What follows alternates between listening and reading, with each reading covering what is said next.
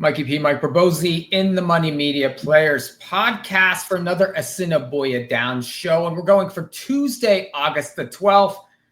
My good buddy, Justin Christein, in with me. Justin, a little Assiniboia for you. We're getting all the In the Money team in on this with me at certain points of the year. So good to have you in. Great to be here. Yeah, you promised me if I came on the podcast, that wouldn't necessarily mean that I was required to stay up for these races tomorrow night because, whatever time these races go off, 8:50 Central all the way down to the last race, which is 10:05 Central. That's 11:05 my time.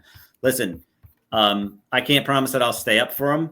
I can promise you that I did the work on them, so we'll see what happens. Yeah, you can get those bets in early. They will take action early if you want to get it in before you head to bed. Coming off the Manitoba Derby last week at Assiniboia, they had a mandatory payout for that pick five. Justin, they had $2 million in that Crazy. Pick five pool. Unbelievable. And it got turned on its head pretty quickly when in that Manitoba Derby, the big favorite ended up disqualified after a lengthy inquiry, which I sort of understood, some of these inquiries we've had in the last week or so. I mean, I guess you're kind of trying to figure out where your wallet benefit whenever you're making these judgments. Yeah. I mean, correct me if I'm wrong, Mikey, but didn't that interference happen early in the race? It was very early. Yes. It was coming out of the gate. Yeah. Even before that first turn, Charge Tom was a big favorite. And, he sort of came over, caused a little chain reaction. Ultimately, the stewards decided to disqualify him. An attack was put up to win that Manitoba Derby last week. Man, that was, it's tricky with those races where you have to make a decision on something that happened so early in the race and try to project how it might have affected the final placings. I don't envy the stewards in that situation. And that was a tough call. I didn't have a problem with that DQ, but I could have argued it either way. That's not an easy call at all. Yeah, it was tough. And the best horse, I mean, he was a big favorite. He did ultimately take control and win the race, but he wasn't made the winner there. So that led to a pretty big pick five payout there. Paid $2,469 for that 20-cent jackpot pick five. And if you listen to the pod with PTF and I, we gave you most of the winners there in that sequence. The pick four was guaranteed at 100. It paid well also, 808 there for $1. You had 157,000 in that pool. We're going to look late pick four for this week at Assiniboia, and it's Tuesday, August the 12th. Last four races, they're guaranteeing that pick four at 50, but we know that these pools jump over 100,000 very routinely.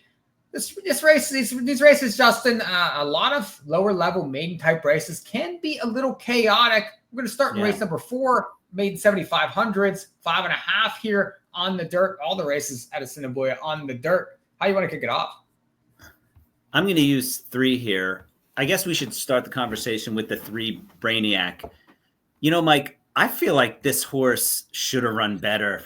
First time in the Keplin barn. I mean, that barn just wins everything, it seems like, at Assiniboia, and 35 cents on the dollar and was completely dull. I find it hard to trust this horse. I may just try to leave this horse off because there's another short price favorite or 2 that I may lean on there. I don't completely trust that horse. I do want to use the 7, Do Not. It doesn't show it in the running line or the comment, but this horse stumbled quite a bit out of the gate. Finally gets the outside post after being stuck on the fence twice in a row. The outside post with speed gives this team a lot of options. They can play the break and sit outside and see how things transpire. So I want to use the 7. I also want to use the 4, Marvelous Mark, because if this horse can get back to some of those races from Turf Paradise in the winter, I think this horse has a chance. It didn't do much running for the previous barn, but gets another barn switch. This barn only has 4 starters on the year, but may be able to move this horse up a little bit. And if this horse can find its back form, I think at 10-1, this horse has a chance. Like you said, it's hard to trust any of these horses in this race. And I'm certainly not going to eat 3 to 5, 4 to 5 on this horse. Although, the figures, a figure player will argue that the figures just are better than these other horses. I don't know. I'm not completely sold. Something smells a little off here. I'm going to use the 7 Do Not. I'm going to use the 4 Marvelous Mark, and I may let 3 Brainiac beat me. Yeah, I understand that one. And for Brainiac to come in and be 1 to 9 basically on the board, and he really did no running whatsoever there. And if you watch that replay, a lot of these horses come out of that race. There's 5 horses that are back in here.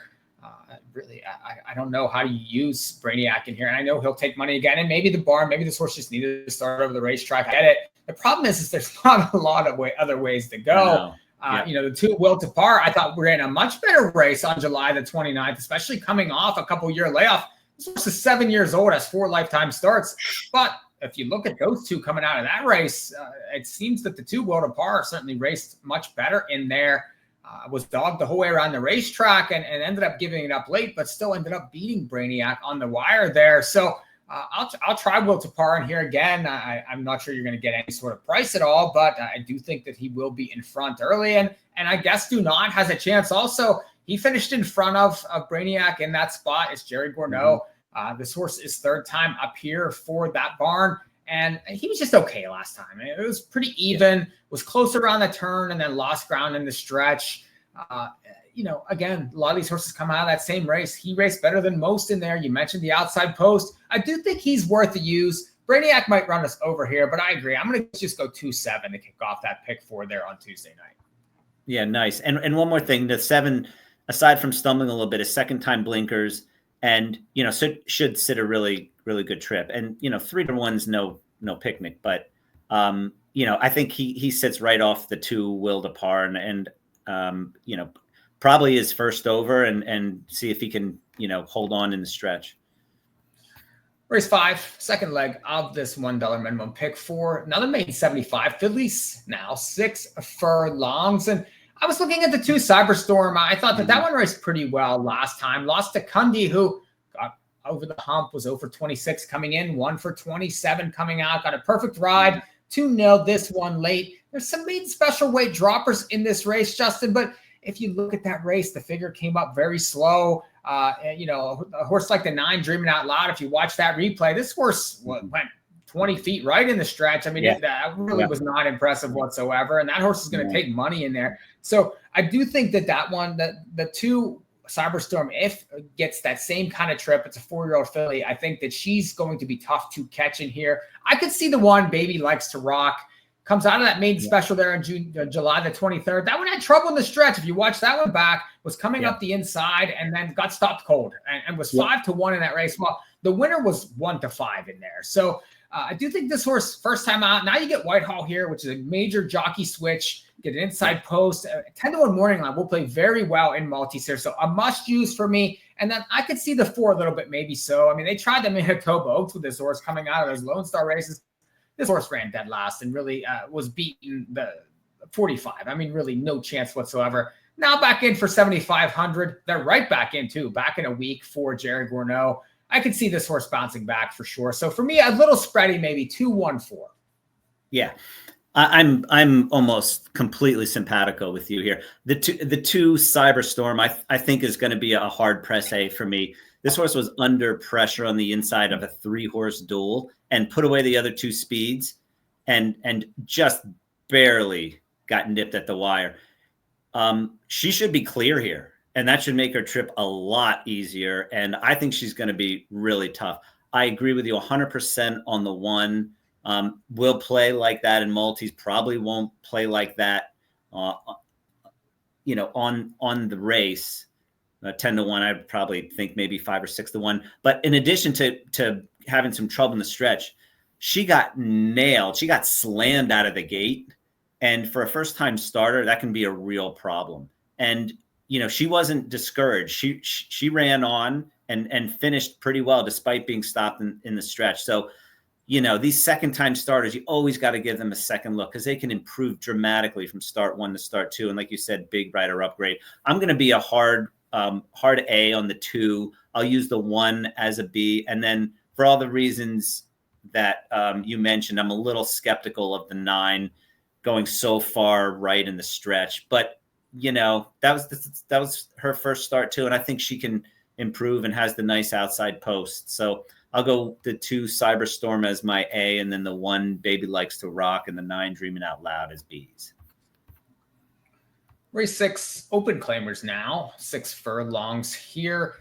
Justin, there's several hard-knocking types in this race that have plenty of lifetime starts that sort of live at this 5,500 level. Where are you going here?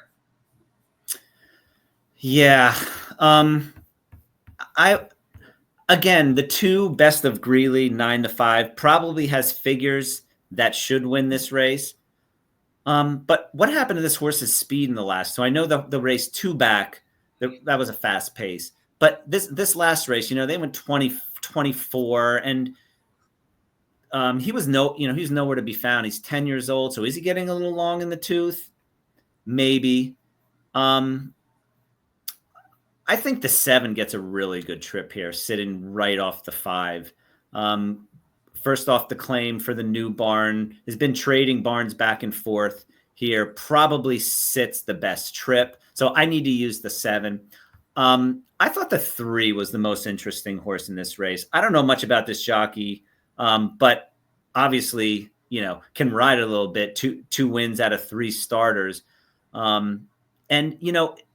This is another horse that this horse's last race, the pace was just a little bit too quick, and I think got this horse out of his comfort zone. I think if this horse can sit a little bit closer, probably will be able to finish in this race. I think 15-1 is way too high on this horse, and this horse's figures don't make this horse 15-1. Any of these horses against the 2 probably look inferior, but I don't necessarily always trust the figures, especially at some of these smaller tracks. So again, I'm going to use the 2 because I'm not using the favorite in the first leg. So I'm going to use the 2. I'm going to use the 3, Enjoy Myself, probably my top pick. And then I'll use the 7, who's got speed on the outside and is probably going to get the best trip. A little different in here. I agree on the 2. I think Best of Greeley's a use. Now, this horse's 9-5 morning line goes to 31% barn.